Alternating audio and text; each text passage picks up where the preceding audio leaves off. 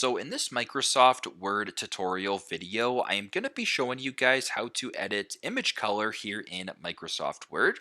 So the first thing you have to do is go to the top left here once you open up Microsoft Word, go to Insert, press on Insert right here, then go to where it says Pictures, press on the drop down. And for demonstration purposes, I'm going to go ahead and select an online photo right here for demonstration purposes. So once I'm here, I'm going to go ahead here, scroll down till I come across how about books as an example right here. So I'll go ahead and press this photo right here, the first one, then press on insert just like that.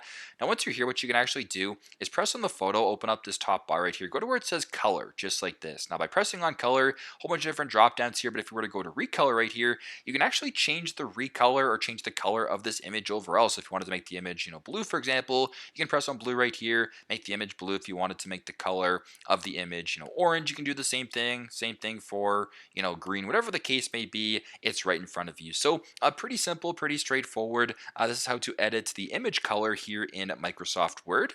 Thanks again for watching, and I hope this video helps.